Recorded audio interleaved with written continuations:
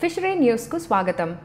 Integrated paddy cum fish culture IPFC అంటే పొలంలో వరితో పాటుగా చేపల పెంపకాన్ని కూడా చేపట్టే పద్ధతి. ఈ పద్ధతిని మన దేశంలో ప్రధానంగా అరుణాచల్ ప్రదేశ్, అస్సాం, మణిపూర్, నాగాలాండ్ మరియు వెస్ట్ బెంగాల్ రాష్ట్రాల్లో అనుసరిస్తున్నారు.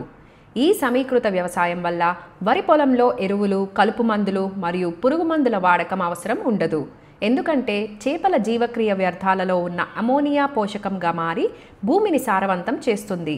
ఇది పురుగులు మరియు కలుపు యొక్క పెరుగుదలను నివారించి పంట దిగుబడిని పెంచుతుంది. సాధారణంగా ఈ పద్ధతిని ఉపయోగించి బొచ్చ, రోహు, గడ్డి చేప, కామన్ కార్డ్, మగూర్, తిలాపియా వంటి చేపలను పెంచుతారు. 1 హెక్టార్కు 4000 నుండి 6000 చేపల వరకు స్టాక్ చేయవచ్చు. ఈ చేపలు వరి పొలంలో పెరిగేటప్పుడు అవి పొలంలో ఉన్న పురుగులను లైవ్ ఫీడ్గా తినడంతో ఫీడ్ కాస్ట్ కూడా గణనీయంగా తగ్గుతుంది.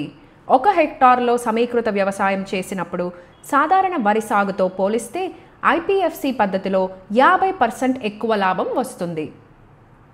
మరిన్ని ఇంట్రెస్టింగ్ అప్డేట్స్ కోసం ఫిషరీ న్యూస్ తెలుగుని ఫాలో అవ్వండి.